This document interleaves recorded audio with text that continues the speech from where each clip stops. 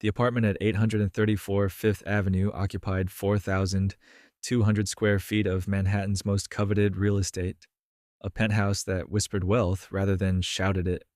Victoria Chen stood at the floor-to-ceiling windows overlooking Central Park, her hand resting on the gentle swell of her 6-month pregnancy, watching the October sun cast amber light across marble floors imported from Carrara. Everything in the space spoke of impeccable taste and obscene money. The Poliform kitchen with its seamless walnut cabinetry, the B&B Italia sectional in dove gray, the original Rothko on the wall, abstract expressionism in crimson and black, purchased at their first anniversary for $4.2 million. Everything was perfect. Everything was cold. The setting sun transformed the windows into mirrors, and Victoria caught her reflection. Valentino maternity dress in navy silk, Cartier Love wedding band on her left hand, flawless makeup applied with the precision of someone who'd spent an hour trying to hide exhaustion. She looked like the wife of a successful Manhattan developer. She looked like furniture in a museum. When did I become a kept woman in my own marriage? The thought arrived unbidden, sharp as a paper cut. Victoria turned from the window, her Manolo Blahnik heels clicking against the marble, the sound echoing in the cavernous space designed for entertaining dozens but currently inhabited by one. Her swollen ankles protested the 4-inch heels, but she'd learned long ago that Marcus preferred her elevated, polished, perfect, even when he wasn't there to see it. Especially when he wasn't there to see it. She moved through the apartment with practiced grace, each step a performance for an audience of none. The 12-seat dining table, Calicut marble, custom-made, $87,000, currently held a single-place setting. Victoria had set it herself, arranging the baccarat crystal and crystal-full silverware with the same attention to detail she'd once applied to gallery installations at Christie's. That felt like a lifetime ago. Another woman's life. The Sub-Zero refrigerator hummed quietly, its interior stocked with meals prepared by their private chef. $8,000 a month for food that routinely went uneaten. Victoria pulled out a container of seared Chilean sea bass with microgreens, untouched from 2 nights ago. Beside it, duck confit from Monday. Miso glazed cod from Sunday. A museum of her solitary dinners preserved in Tupperware. Her phone buzzed. So, Marcus, client dinner running late. Don't wait up. Victoria stared at the message, her fingers hovering over the keyboard. It was 6:17 p.m., the same time he'd texted the same message, verbatim, on Tuesday. And Thursday the week before. She started tracking without meaning to, the pattern emerging like a hidden image in a stereogram. Always between 6 and 7 p.m., always vague, always dismissive. She picked up her phone to call him, thumb hovering over his name. Set it down. Picked it up again. Set it down. The third time, she left it on the counter. Instead, she walked to the nursery, the room she'd been preparing alone for months. Soft gray walls she'd painted herself, needing something to do with her hands during the endless, solitary evenings. The restoration hardware crib stood against the far wall. White oak and pristine linen.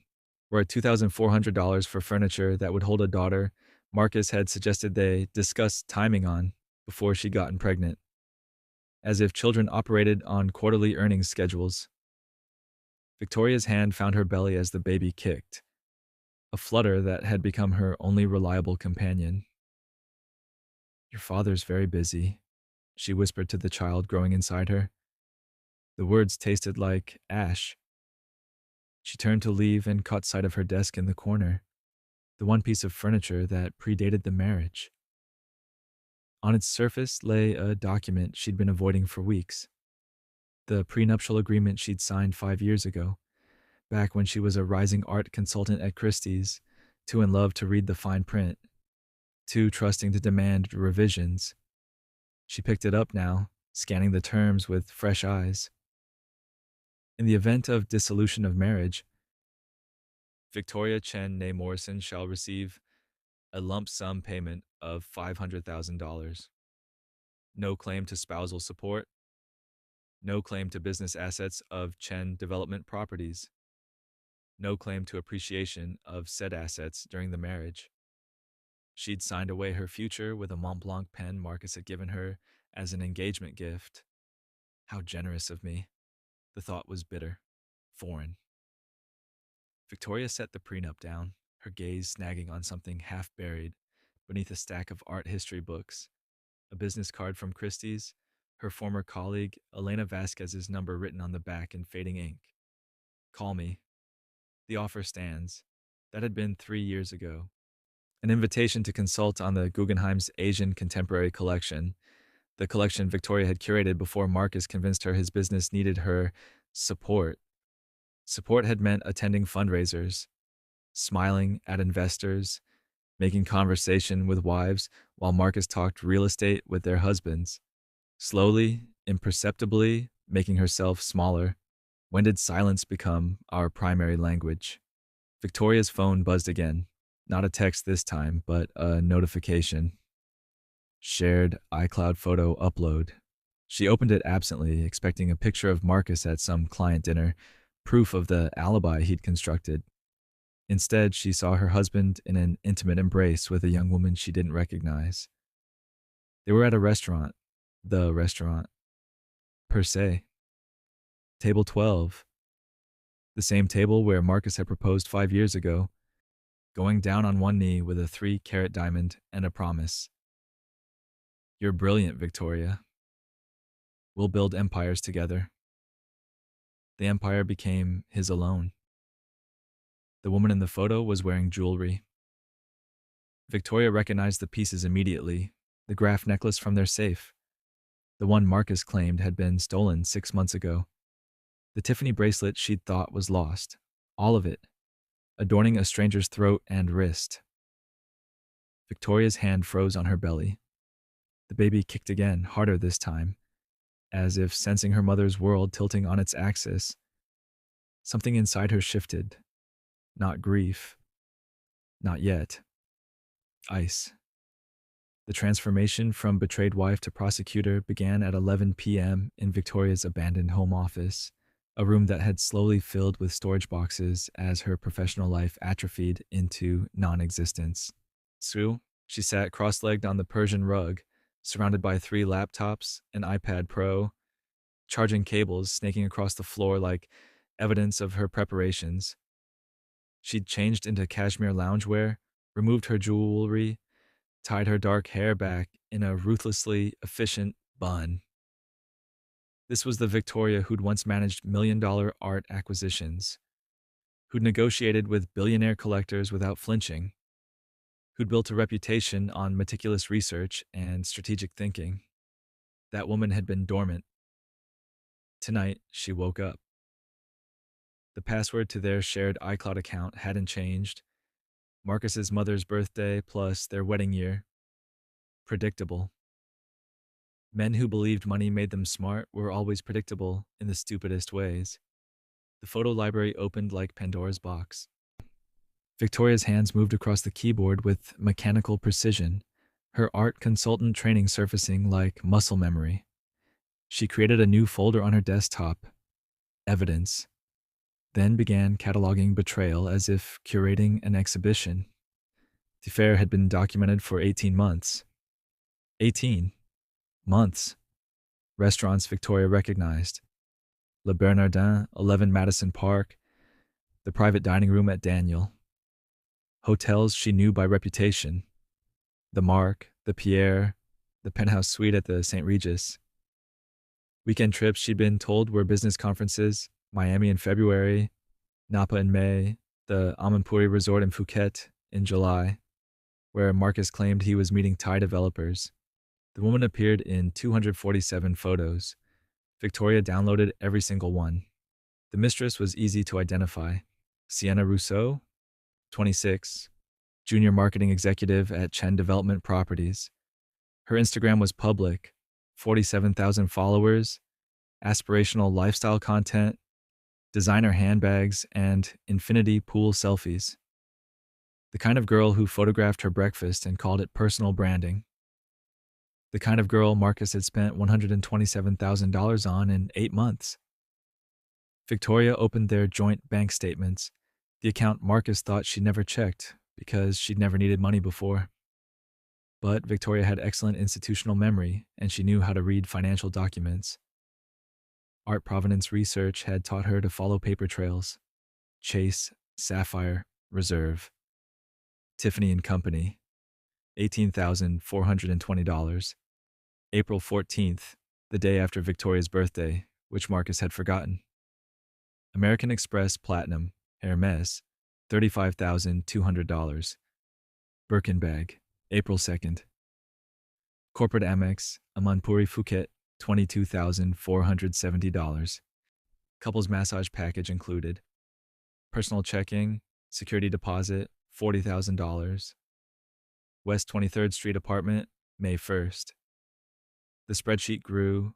Victoria color-coded entries: red for jewelry, blue for travel, yellow for the apartment he'd rented for his mistress 6 blocks from their penthouse. Her fingers moved faster now, adrenaline overriding exhaustion. The calendar sync revealed everything. Marcus's client dinners aligned perfectly with Sienna's Instagram posts.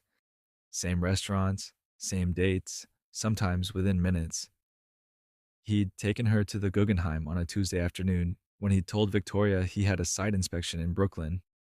Sienna had posted a selfie in front of the Kandinsky Victoria had helped acquire 3 years ago. The irony was exquisite. At 1:47 a.m., Victoria's bladder demanded attention. Pregnancy's persistent interruption. She stood with effort, lower back screaming, and shuffled to the bathroom. Caught her reflection in the mirror. Dark circles under eyes that had once been called striking. 6 months pregnant, betrayed, alone. She returned to the laptops with crackers and water, refusing to stop. At 2:13 a.m., she found the text thread. Marcus to Sienna. She's basically furniture at this point. Pregnant and needy. Victoria's hand went to her belly, protective, furious. Marcus to Sienna. This baby was her trap, not mine. Once it's born, I'll have leverage for custody. Her prenup is airtight. She gets nothing. The baby kicked. Victoria felt tears finally fall, but silently, efficiently. She couldn't afford breakdown, only breakthrough. She photographed every text with her phone, uploading them to a new private cloud account Marcus didn't know existed. Then she kept digging.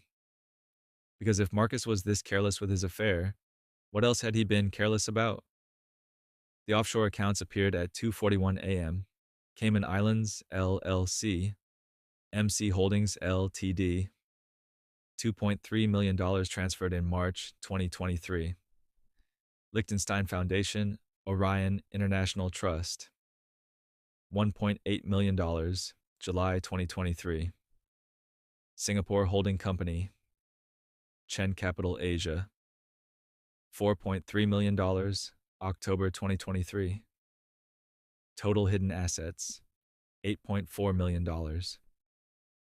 Moved systematically over 3 years, long before the affair began. Long before Victoria got pregnant. Marcus had been planning to leave her and hide money since their second anniversary. He made a mistake. Victoria whispered to the empty room, her voice no longer hurt but cold with purpose.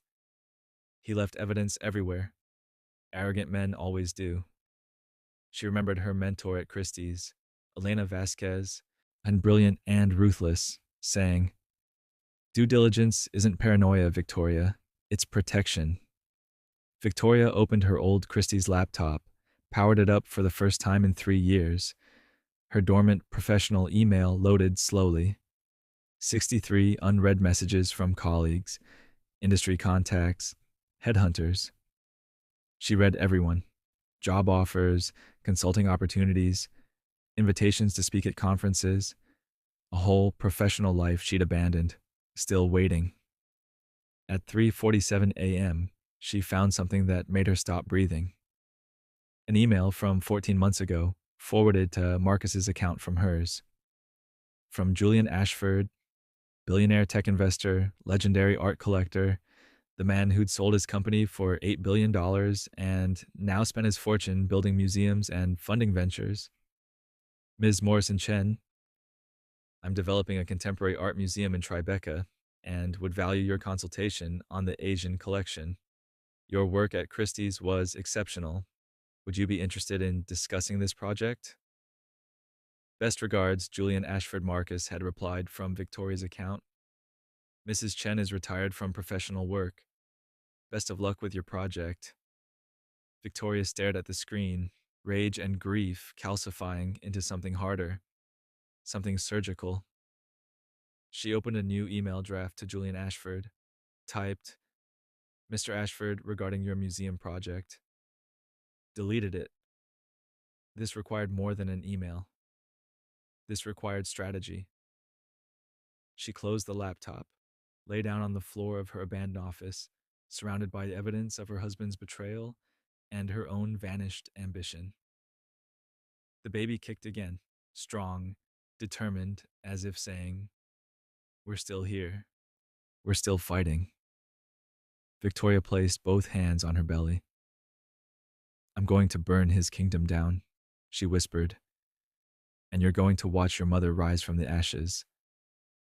At 4 a.m., she finally slept. 3 hours of fractured unconsciousness on the Persian rug, laptop screen still glowing, evidence glowing in the darkness like a promise. At 7 a.m., Marcus returned. Victoria heard his key in the lock, Sienna's perfume still faint on his collar, though he didn't know Victoria could smell it from the kitchen where she stood, already dressed, already composed, already smiling. She handed him coffee, made exactly how he liked it. 2 sugars, splash of cream. How was the client dinner? Her voice was warm, curious, wifely. He kissed her forehead absently. Exhausting. Developers from Shanghai. You know how those meetings go. She knew. She knew everything. I'll be in late tonight, he continued, scrolling through his phone. Another site inspection. Of course. Victoria smiled. I'll see you when you see me. He left at 7:45 a.m., briefcase in hand, lies in his wake. Victoria's smile dropped the moment the elevator doors closed. Her silence was no longer submission. It was strategy. The performance began in earnest that morning. Victoria moved through her apartment. No, Marcus's apartment. She stopped thinking of it as hers, with renewed purpose. Every interaction became reconnaissance, every conversation, data collection. She made his coffee each morning, asked about his day, listened to lies while taking mental notes. The pattern emerged clearly now that she was paying attention. Marcus grew careless in proportion to his belief in her ignorance. He stayed out later, so his excuses became lazier. A visible hickey on his neck prompted the claim of a razor burn, as if Victoria had forgotten that Marcus used an electric shaver. She documented everything in her phone's encrypted notes app. Every absence, every lie. Every time he checked his phone during dinner and smiled at something she wasn't meant to see. But outwardly, she remained the perfect wife. Placid, understanding, boring, exactly what he wanted. 3 days after her discovery, Victoria suggested celebrating their anniversary early. They were having breakfast, Marcus scrolling through the emails, Victoria pretending to read a pregnancy book she'd already finished. October 14th is in 3 weeks, she said, voice carefully light. Our 5th anniversary. I thought we could celebrate early before the baby comes. Something special. Just us. Marcus looked up and Victoria saw it. The micro-expression of guilt, quickly masked. That's a great idea. Per se? She watched his face carefully. It's where you proposed. Full circle. Panic flashed across his features, barely perceptible. Then forced enthusiasm. Perfect. I'll make the reservation. No need. Victoria smiled. I already did. Thursday, October 3rd, 8 p.m. I wanted to surprise you. Marcus's grip tightened on his phone. You didn't have to. I wanted to celebrate everything you've given me. She met his eyes, holding his gaze until he looked away first. 5 years. A beautiful home. Our daughter on the way. I'm very grateful. Every word dripped with irony he was too self-absorbed to catch. Great, he managed. Really great, Victoria. She went back to her book, mission accomplished. When the trap was set, that afternoon, Victoria visited her OBGYN alone, again.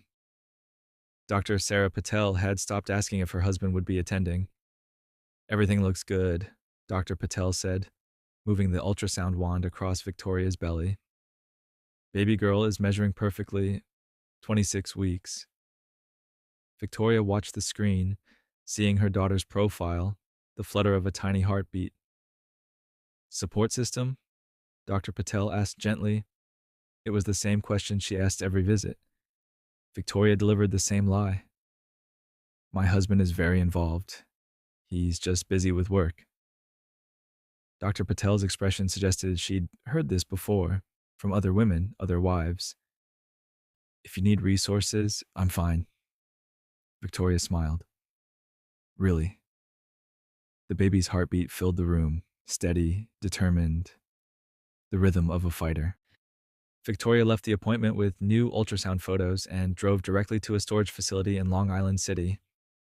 She'd rented the climate-controlled unit 3 days ago, under her maiden name, Victoria Morrison. The space was small, 10 by 10, but sufficient for what she needed. She began moving irreplaceable items from the penthouse. Her grandmother's jewelry, Art Deco pieces worth $200,000 that Marcus had never bothered appraising. Her art history books, first editions, research notes from her Christie's years. Her awards, plaques, evidence of a professional life that had existed before she'd made herself disappear. Each box she packed felt like reclaiming territory.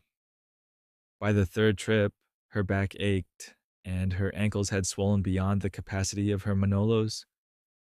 But she didn't stop. Couldn't stop. She was protecting what mattered, and preparing for the storm she was about to unleash. The final box contained her most important documents, copies of the prenup, her Christie's employment records, her graduate school transcripts from Yale, proof that Victoria Morrison had been someone before becoming Mrs. Chen. She locked the storage unit and drove home, arriving before Marcus. She was learning to time everything perfectly. Over the next 2 weeks, Victoria executed the second phase of her plan. Liquidating personal assets Marcus didn't monitor. The Hermes Kelly bag she'd never carried. $12,000 on the secondary market.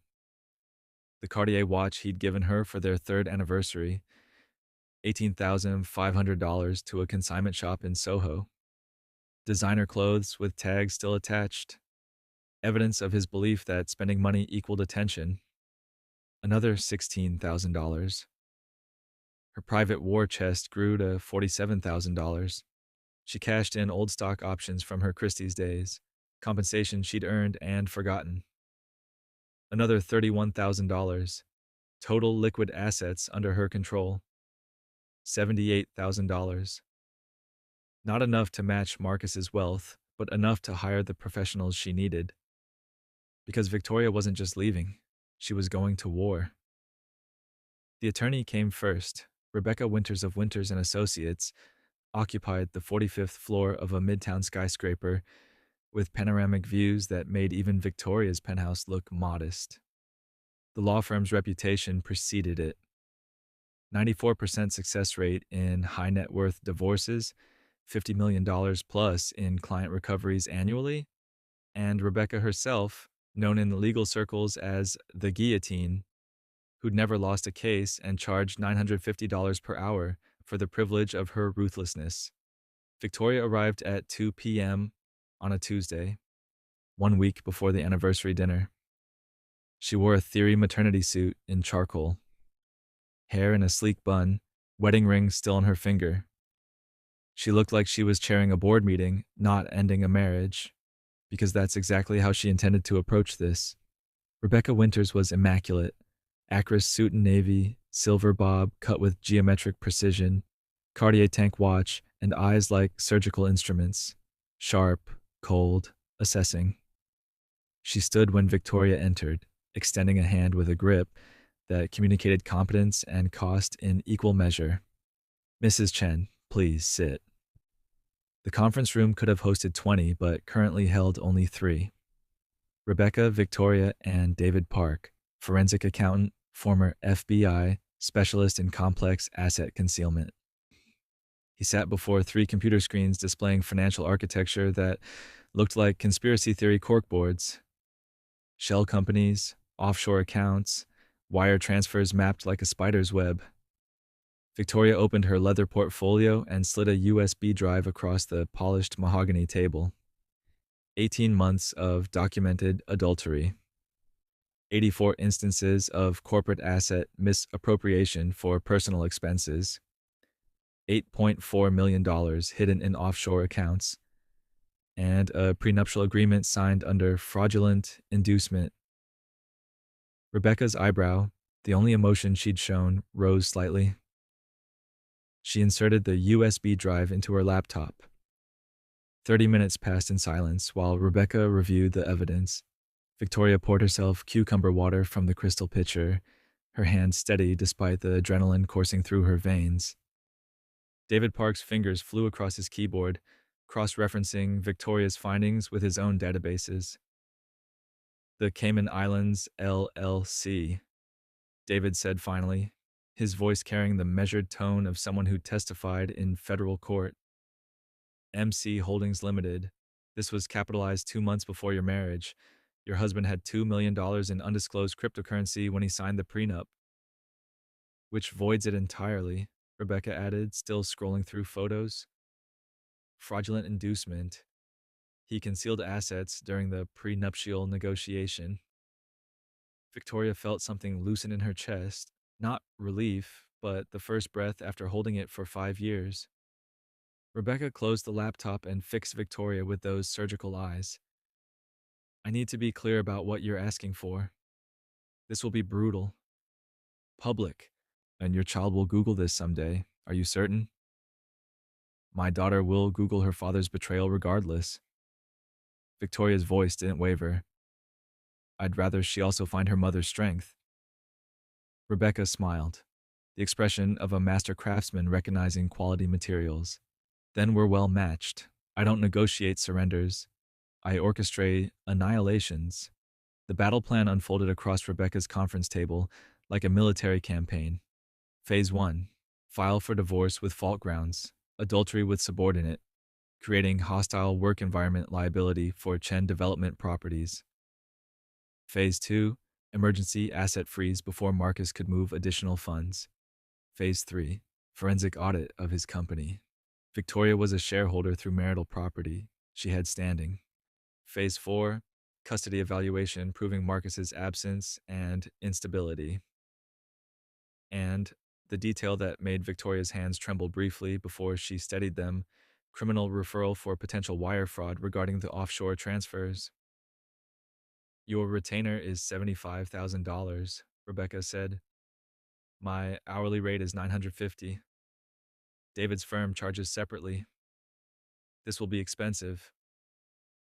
Victoria wrote the check without hesitation. It came from her rebuilt account, money she'd earned and saved herself. When do we serve papers? Victoria asked. Friday morning, 8 a.m., the day after your anniversary dinner. Rebecca slid a business card across the table, her private cell number handwritten on the back. The moment he's served, he'll call his attorney, his father, his mistress. They'll all abandon him within 48 hours. I've seen it 100 times. Rebecca's expression was almost kind. When he calls you begging, remember this feeling right now. Remember, you're not destroying him. He destroyed himself. You're just presenting the evidence. Victoria slipped the card into her Hermes bag, next to her ultrasound photo. 6 months pregnant, and suddenly the most dangerous person in Marcus Chen's world. As she stood to leave, David Park looked up from his screens. Mrs. Chen, You have a background in finance? Art valuation, similar principles, hidden provenance, fraudulent attribution, strategic obfuscation. He smiled. Actually smiled. He never had a chance.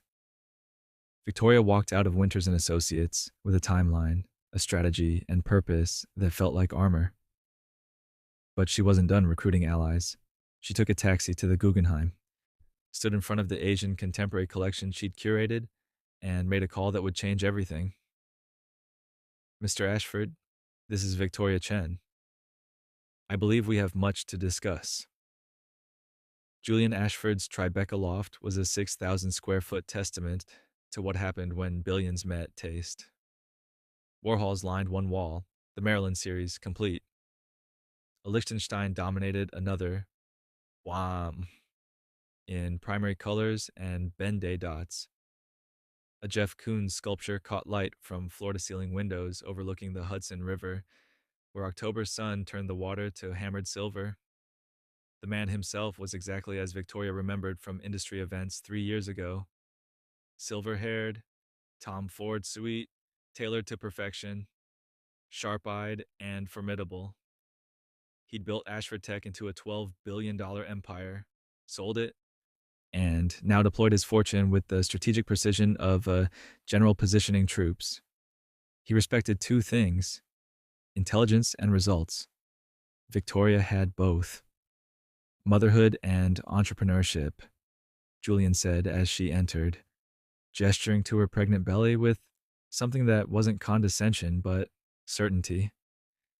You'll excel at both. They sat in leather Eames chairs positioned before the windows. A French press of coffee waited for him. Sparkling water for her, already poured. The gesture revealing Rebecca Winters had briefed him thoroughly. I was disappointed when you declined my museum project, Julian continued. The writing style was off. I suspected your husband answered. He did. Victoria met his gaze steadily. Marcus has always been protective of my time. Men who fear their wives' competence are inevitably mediocre. Julian poured his coffee with unhurried precision. Tell me what you want. Victoria pulled out her iPad, opened her business plan. She'd spent a week building it, working through pregnancy insomnia and the exhaustion of maintaining her performance for Marcus. I want to launch an art advisory firm specializing in contemporary Asian artists for tech billionaire clients. You and your peers have collectively spent $400 million on art in the past 2 years. 80% of those purchases were overvalued or misattributed. I can save you money and build better collections. She slid the iPad across the coffee table. Julian reviewed it in silence, his eyes scanning with the speed of someone who read business plans the way most people read grocery lists. Market analysis is solid. Revenue projections conservative. You could hit 5 million year one with the right clients. He looked up. Why now? Why call me today, after years of silence? Victoria didn't hesitate. Transparency was a weapon when wielded correctly. Because I'm about to become very publicly single, and I need a professional identity that isn't Marcus Chen's ex-wife. Julian's expression didn't change, but something flickered in his eyes. Respect, perhaps, or recognition of a strategic mind. I'll provide $5 million in seed funding and office space in this building. In exchange, 30% equity, first right of refusal on pieces from my museum, and one condition. He paused. And Victoria knew this was the real negotiation. You attend tonight's anniversary dinner with me as your business partner, sitting at the best table in Perse. The breath left Victoria's lungs. You know about tonight. Rebecca Winters is my attorney too. Julian smiled, not cruel, but tactical. She mentioned you might appreciate visible support. Sitting alone, you're vulnerable. Sitting with me, you're conducting business. And your husband, he let this sentence hang. My net worth is 12 billion. His is 85 million. The psychological impact alone is worth my investment. Victoria understood then. This wasn't charity. Julian saw her as profitable and fascinating in equal measure. There was mutual respect here, zero romance. He was offering to be a shield and a weapon simultaneously. I accept all terms. They shook hands. Julian poured Chateau de Chem for himself, refilled her sparkling water, raised his glass. To new empires built on old ashes. Victoria had 6 hours. She returned to the penthouse at 4 p.m. to find Marcus still at the office. She showered, washed away the city and the nerves, then stood before her closet considering armor. The Alexander McQueen maternity gown hung where she'd placed it 3 days ago. Black, sophisticated, with architectural draping that transformed her pregnancy into power rather than vulnerability. She'd paid $4,200 for it.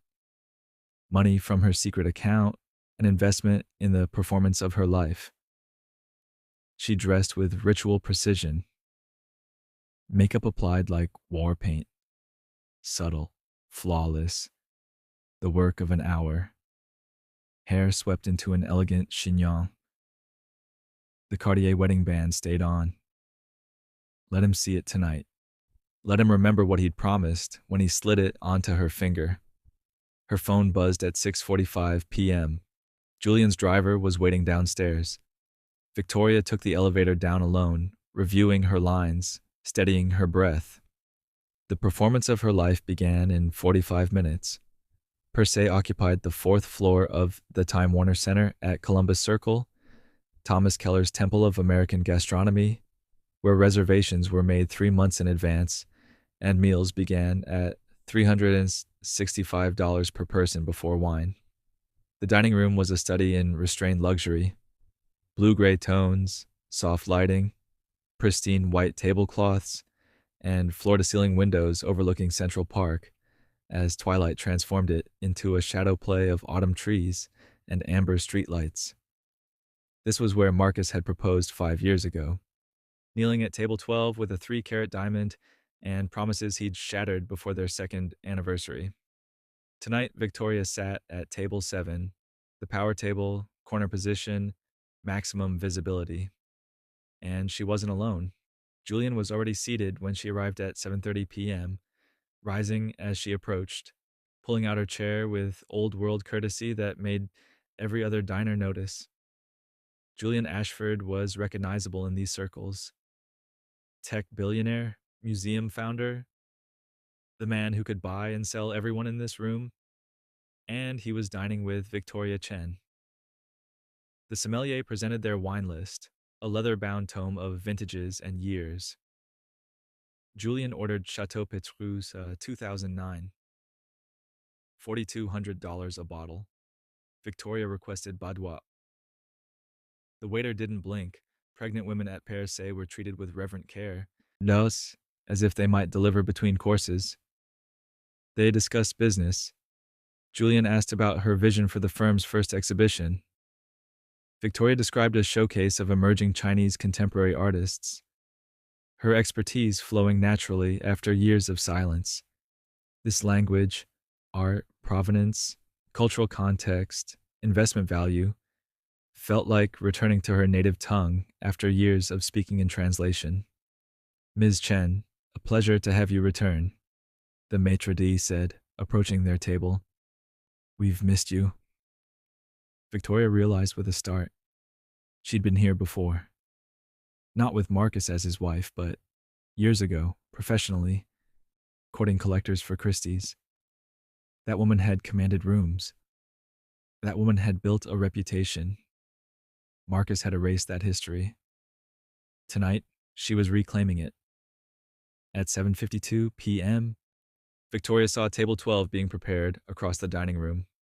White tablecloth snapped into place, 2 settings arranged, fresh flowers positioned just so. Her hands steadied on her water glass. The baby kicked, strong, as if sensing the moment. Julian noticed. Having second thoughts, None whatsoever. At 7:58 p.m., the elevator doors opened. Victoria didn't turn.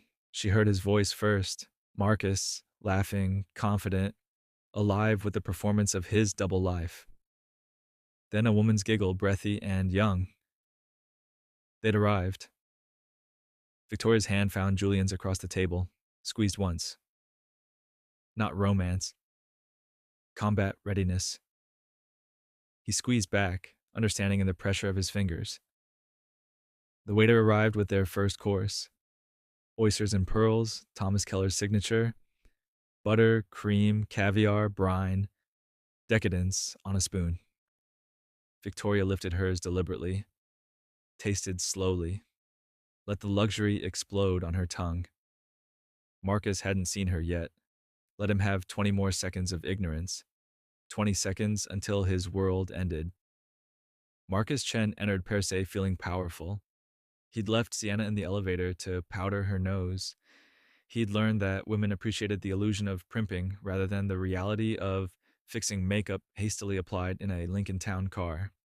His Brioni suit fit perfectly. His Patek Philippe caught the soft lighting, and he'd made reservations at their special table, Table 12, where he'd proposed to Victoria 5 years ago. The symmetry pleased him. Taking Sienna to their table felt like reclaiming territory, transforming memory into something new and exciting. Victoria wouldn't know. She was home, barefoot and pregnant, exactly where he'd left her. God, it felt good to be out. Then he heard her voice. Julian, shall we toast? To new beginnings and perfect timing.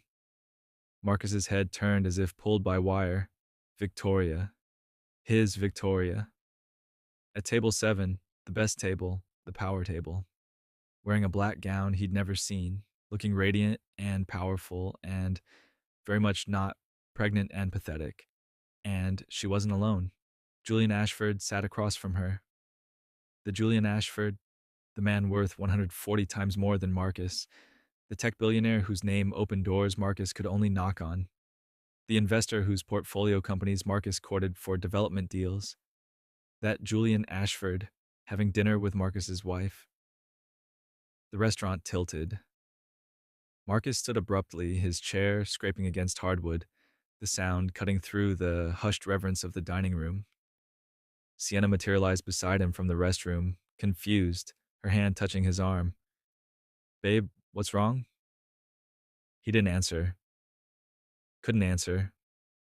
His eyes were locked on Victoria, who was watching him now, her expression pleasantly surprised, as if encountering an acquaintance at the grocery store.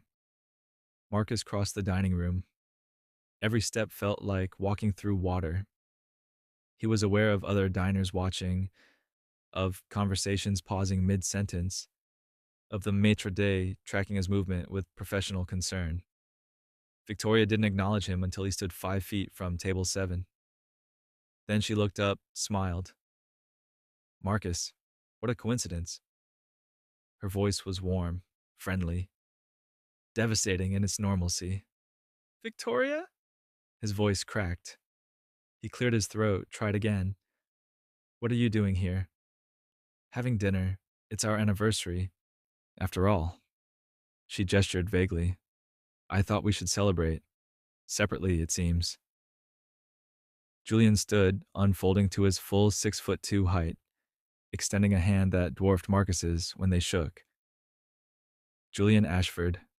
Pleasure to meet you, Mr. Chen. Victoria and I are discussing a business venture.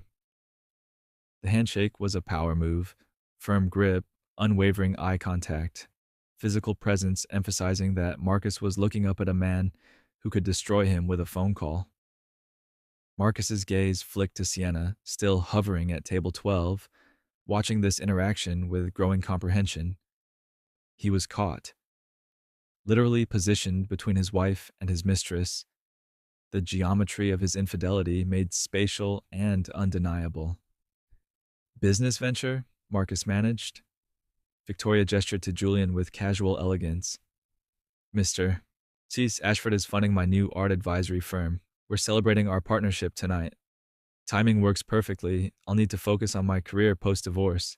The word landed like a bomb. Divorce? Marcus's brain stuttered. What are you talking about? Can we discuss this privately? I don't think privacy served our marriage well. Victoria's smile didn't waver. Transparency feels refreshing. She signaled the waiter. Could you bring another chair? My husband and his companion should join us. Unless she looked directly at Sienna for the first time. You'd prefer to remain at your table? I understand the Hermes bag makes sitting uncomfortable. I had the same one. Past tense. Sienna's face drained of color. Marcus's world was fracturing in real time, reality splitting into before and after this moment. Victoria, you're making a scene. He tried authority, the voice he used with junior employees. You're emotional. The pregnancy, I'm 6 months pregnant and clearer than I've been in years. Victoria's voice cooled to absolute zero. Sit down, Marcus, or walk away. Choose. Julian remained standing, watchful, his presence communicating threat without saying a word. Marcus sat. It was the worst decision he'd ever make. Sienna approached reluctantly, her Louboutins clicking against the floor, the red soles visible with each step. She wore a bandaged dress in crimson, more suitable for a nightclub than per se. The Hermes Birkin hung from her arm. The Tiffany bracelet caught light at her wrist. Everything was wrong. Please join us, Victoria said with southern hospitality that dripped poison. You're part of this story. The fourth chair felt like an electric chair. Victoria set her phone on the table between them, screen facing Marcus. A photo. The same one he'd uploaded to their shared cloud 2 months ago. Him and Sienna at this restaurant, celebrating her birthday, his arm around her waist, her lips on his cheek. Should we discuss your work dinners? Victoria's voice dropped to intimate register, forcing Marcus to lean forward to hear. Or shall I start with the $127,000 in unauthorized expenditures from our joint accounts? Marcus's eyes widened. She knew the amount. The exact fucking amount. Or perhaps, Victoria continued, her composure absolute. We should discuss your fascinating offshore investment strategy, the Cayman Islands Shell Corporation, the Singapore holdings, the Swiss accounts. My forensic accountant found them illuminating. The air left Marcus's lungs. She knew. Everything. Everything. And she wasn't crying. She was smiling. March 14th, Victoria said, her voice carrying to nearby tables now, other diners openly watching. The Amanpuri Resort in Phuket. You told me it was a developer conference. Sienna's Instagram showed otherwise. Lovely couples massage photo. Sienna's face burned crimson. Makeup suddenly too heavy. Hair extensions too obvious. Marcus attempted interruption. I can explain. I'm not interested in explanations. I'm providing documentation. There's a difference. She began listing expenditures with forensic precision, each item a surgical strike. $35,000, Hermes Birkin, April 2nd. $18,000, Tiffany diamond bracelet, April 14th. $40,000, security deposit for a one-bedroom apartment on West 23rd Street, May 1st. Shall I continue? I have 18 months of itemized records. Julian interjected, seemingly curious, his voice carrying the weight of academic interest. Which accounts funded these purchases? Our joint investment account initially, Victoria answered. Then, when that drew too low, Marcus began liquidating marital assets and moving funds offshore. David Park, my forensic accountant, traced $8.4 million through shell corporations in 3 countries. Marcus lunged for control. This is privileged financial information. You've accessed accounts illegally. Mr. Chen. The voice came from behind him. Marcus turned. Rebecca Winters stood there, appearing as if summoned from the air itself. Armani suite, silver bob, eyes like knives. She'd been dining alone at the bar, waiting. Rebecca Winters, Mrs. Chen's divorce attorney. Everything she's accessed is legally discoverable. I've already filed our emergency motion for asset freeze. It'll be granted Monday morning. She smiled. Pleased to meet you, Sienna whispered, her voice breaking. She's divorcing you? You said you were separated. You said she didn't care. Victoria turned to Sienna, her expression almost gentle. The Birkin you're carrying? It was purchased with my grandmother's inheritance that Marcus moved into our joint account. Those aren't his gifts, they're mine. Every piece of jewelry you're wearing, funded by my money, my work, my family. You're wearing my future. The Birkin suddenly felt radioactive. Sienna set it on the floor, hands shaking, mascara beginning to run. Victoria produced printed bank statements from her clutch, highlighted, annotated, tabbed like a legal brief, and slid them across the table.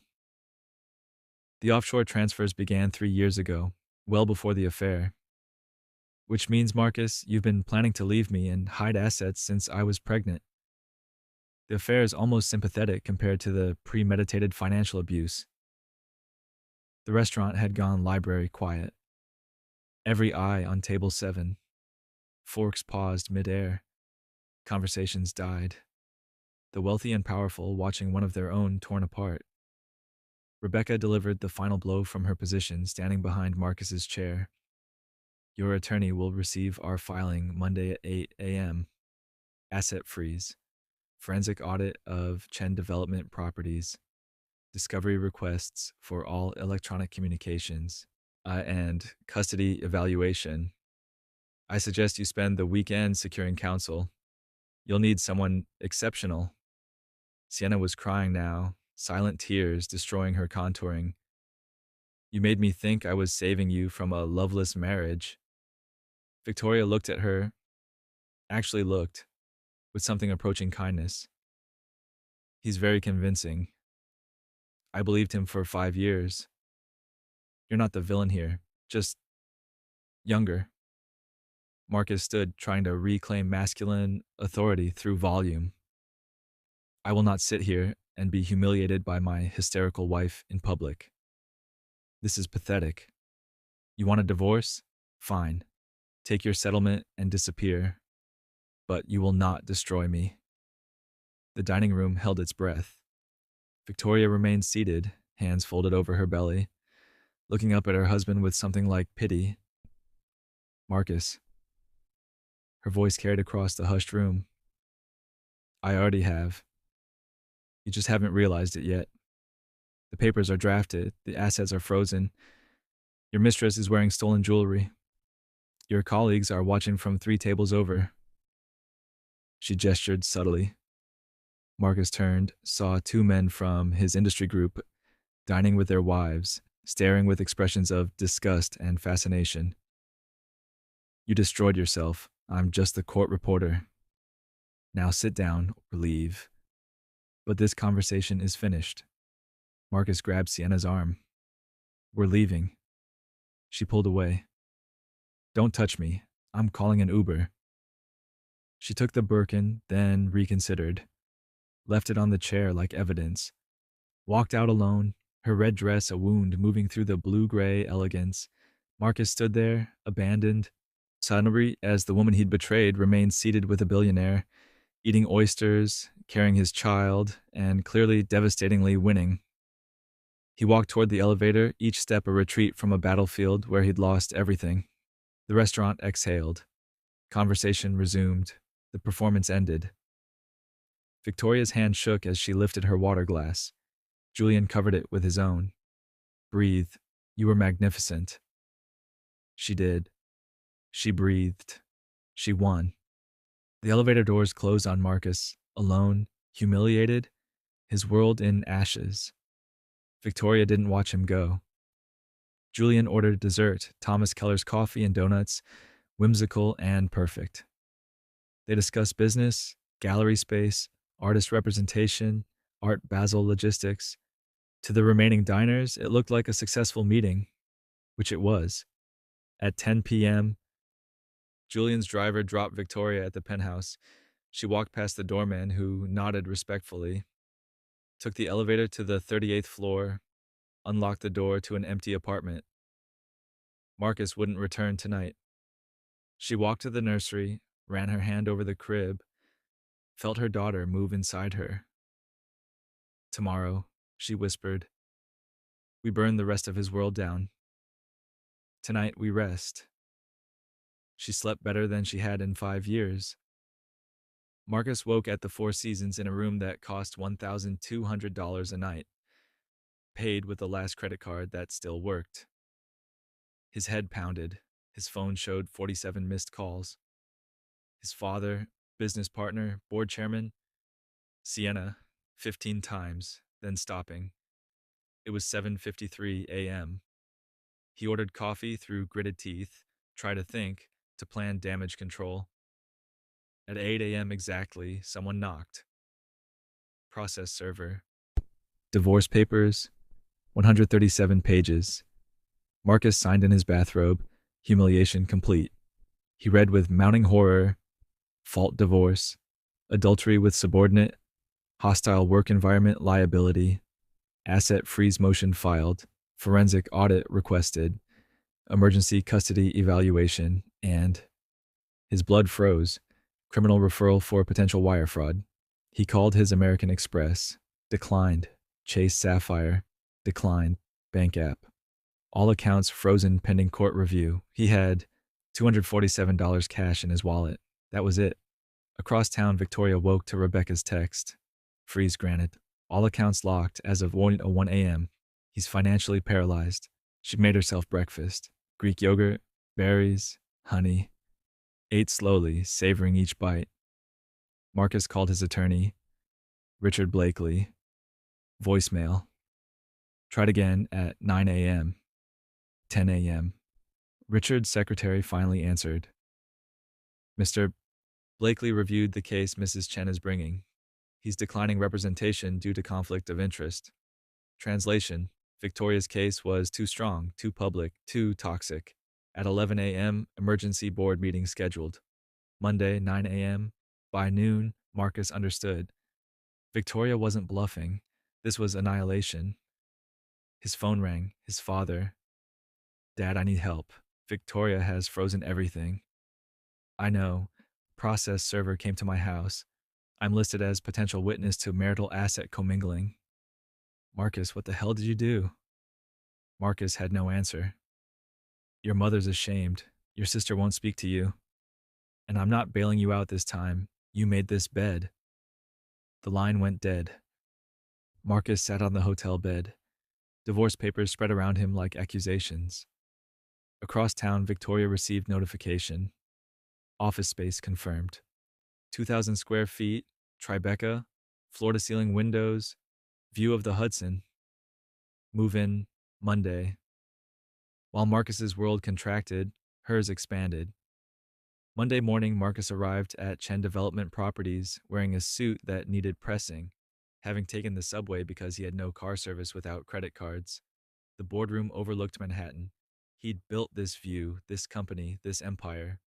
It was supposed to be his legacy. The board members were already seated. William Hartford, chairman, 6 others, his mentor, Thomas Crane. They looked grim. Then Victoria entered. Pregnant, glowing, Max Mara maternity suit. Rebecca Winters beside her in Armani armor. Marcus's jaw dropped. What is she doing here? William Hartford's voice was granite. Mrs. Chen is a shareholder through marital property. She has the right to attend. Please sit down, Marcus. Victoria sat at the table's head. The power position. Marcus was relegated to middle seat. The meeting's purpose: the forensic audit revealed financial irregularities. The public scandal, per se confrontation, leaked to page 6, caused stock to drop 18%. The adultery with subordinate created hostile work environment liability. Victoria addressed the board calmly. Gentlemen, I'm here not to bury this company, but to offer a solution. My husband's actions have jeopardized your investments. I propose Marcus steps down as CEO, sells his majority shares at current depressed value, and exits with severance. In exchange, I won't pursue derivative shareholder lawsuits for his embezzlement of company funds. Embezzlement? Marcus exploded. I didn't embezzle. Those were. Rebecca cut him off. Tight. The $127,000 spent on Ms. Rousseau came from company expense accounts classified as client entertainment. That's corporate asset misappropriation. Thomas Crane spoke, and Marcus felt his heart break. Marcus, I recommended you for this position 12 years ago. This is devastating. You've endangered everyone at this table. I move for your immediate resignation. The vote, 7-0.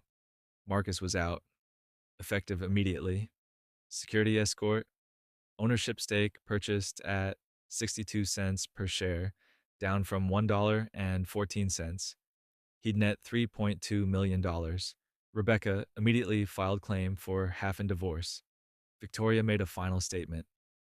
I want this company to survive. Appoint a competent interim CEO. I'll vote my shares responsibly. The board thanked her. Marcus realized she was more respected in his boardroom than he was. Security guards, Craig and Dennis, men who'd greeted him every morning for a decade, escorted him out. They wouldn't meet his eyes. He walked through the office, past assistants who whispered, past Sienna's empty desk. She'd quit Friday, 47 floors down in the elevator. Each floor, a descent. Exits onto 6th Avenue. Unemployed for the first time since college. Across town, Victoria's name was being etched on glass.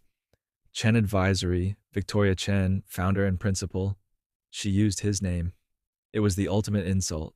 His legacy was now hers. The weeks that followed were systematic destruction. Marcus became a pariah. Industry contacts ghosted him.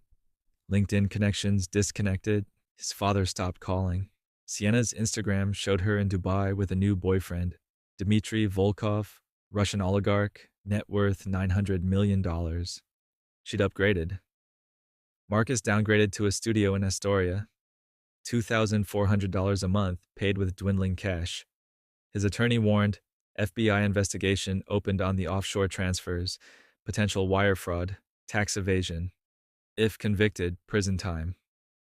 Marcus lost 15 pounds in 2 weeks, stopped shaving. Victoria, meanwhile, was profiled in ArtNet. Victoria Chen launches Premier Art Advisory for Tech Elite. Photos showed her in her new office, hand on pregnant belly, confident smile. Julian's $5 million seed round announced. Valuation, $16.6 million. Victoria was worth more than Marcus now. 6 weeks later, Chen Advisory's inaugural exhibition opened. New voices, contemporary Asian artists. The Tribeca space transformed. White walls, track lighting, 16 pieces from 8 artists. Champagne flowing, 120 guests circulating. Victoria wore Gabriella Hearst, 8 months pregnant, glowing. She looked like she owned the room, because she did. 3 pieces sold in the first hour. Total, $485,000. Commission, $72,750. Profitable on day 1. The New York Times interviewed her. Your divorce has been public. How does it feel to launch a business during such personal upheaval? I spent 5 years supporting someone else's dream. This is mine. Timing isn't always convenient, but waiting for perfection means waiting forever. I'm done waiting. A tech CEO commissioned her to curate his collection. Budget $5 million. Her phone buzzed. Marcus. She ignored it. Voicemail transcription. Victoria, I saw the article. Congratulations. I mean it. I'm sorry. For everything. She deleted it without listening. He was irrelevant now. November 12th, 3 a.m. Victoria's water broke. She called her doula, her doctor, Rebecca. Did not call Marcus. At 2:47 p.m., after 11 hours of labor, 7 pounds, 4 ounces, healthy, perfect, Lily Chen, no middle name, just Lily. Victoria held her, saw Marcus's eyes looking back. Genetics cruel and beautiful, and felt only love. Marcus received Rebecca's text at 5 p.m. Your daughter was born today. Supervised visitation can begin in 2 weeks, pending court-ordered parenting classes. Congratulations. He read it in his studio, surrounded by bottles, alone. His daughter existed. He wasn't there. Across town, Victoria nursed, Lily whispered. Your father is a cautionary tale, but you're my love story. To myself. 2 weeks later, Marcus stood in Hudson News at Grand Central, staring at Vanity Fair. Cover, Victoria Chen holding baby Lily, are seated in her gallery. The Phoenix Effect, Women Rebuilding After Betrayal. Subheading, How One Woman Turned Divorce into Empire, and Why Her Ex-Husband's Name is Now Her Brand. He bought it with crumpled cash, hands shaking. Read on the subway, Victoria's quotes devastated him. I kept his name not out of sentiment, but strategy. Chen Advisory carries weight. Marcus Chen built a real estate company. I'm building a legacy. Same name, different integrity. People ask if I hate my ex-husband. I don't. Hate requires energy I'd rather invest in my daughter and my artists. He's simply irrelevant. Marcus arrived home. Googled his own name. Page after page of Victoria. Her business, her interviews, her success. His name was now hers. She'd taken everything he valued, his name, reputation, legacy, and made it mean something better. His identity was erased, replaced, tomorrow. First supervised visit with Lily. He was terrified. 2 years. Enough time for wounds to scar, for lives to diverge permanently. Victoria's World, brownstone in Brooklyn Heights, $6.8 million. Chen Advisory with 8 employees, 2 gallery spaces, 34 artists, $8.4 million annual revenue. Lily, 2 years old, brilliant, verbal, thriving. Dating Daniel, architect, 41, divorced, emotionally available. Integrated slowly, no rushing. Marcus's World, 1 bedroom in Long Island City, $3,100 per month. VP position at mid-sized development firm, $180,000 salary. Therapy weekly, making progress on accountability. Bi-weekly visitation with Lily. Unsupervised now. He tried. Awkward but earnest. Central Park, Sunday afternoon. Marcus had Lily at the playground. Victoria approached to pick her up. They overlapped briefly. First time in 18 months within speaking distance. She's doing great, Marcus said. Natural History Museum, she loved the dinosaurs. She's obsessed with T-Rexes right now. Victoria paused. Thanks for being reliable lately. It matters. I'm trying. Marcus hesitated. I saw your Forbes feature. You've built something impressive. Thank you. Genuine, not gloating. I hope you're doing well, Marcus. Better, not great, but better. And that's enough right now. Victoria nodded. No malice. They were co-parents. Functional, civil, distant. She took Lily, joined Daniel, walked away. Marcus watched them. Healthy family unit he could have had. Chose not to. Couldn't reclaim. He didn't feel rage anymore. Just regret and acceptance. Victoria looked back once. Saw Marcus walking away, hands in pockets. I alone but not destroyed. She felt closure. He chose this. She chose differently. They both lived with consequences. She turned forward. Didn't look back again. 3 years post-divorce. Winter evening. Victoria sat in her brownstone study. Floor-to-ceiling bookshelves, Herman Miller chair, oak desk. Lily asleep upstairs. Daniel traveling for work. Engagement ring on Victoria's finger. Wedding planned for spring. She opened a drawer. Marcus archive. Divorce papers. Per se receipt. Screenshots. Vanity Fair article. She hadn't looked in 2 years. Read her own quote. He's simply irrelevant. Still true. He was Lily's father, relevant, but to Victoria's life, identity, future, irrelevant. A chapter, not a theme. Lily appeared. Bad dream. Victoria closed the folder, picked up her daughter. What's wrong? Baby? Monsters. They read The Paper Bag Princess, the one where the princess rescues herself. Mama, are you a princess? No, baby, I'm a CEO. Better than a princess. I built my own castle. After Lily slept, Victoria returned to her study. Took the folder, divorce papers, receipts, screenshots, article, and fed it to the fireplace. Watched it burn. She didn't need evidence anymore. She'd lived the victory. The folder curled, blackened, disappeared. Victoria poured chamomile tea, opened her laptop. 3 new client inquiries. Invitation to speak at Christie's. Message from Daniel. Miss you. Home tomorrow. Park with Lily? She responded, perfect. Looked around her study. Her books, her awards, her life. Touched her engagement ring. Not for validation, acknowledgement. She chose to love again. On her terms. With boundaries and wisdom. Marcus was nowhere in this room, this house, this life, except in Lily's DNA. Gift, not curse. Lily got his eyes, Victoria's strength. Enough. Fire crackled, snow fell. Brownstone warm, Victoria was whole. The story ended not with him destroyed, but with her complete. That was the victory. That was the moral. That was the truth.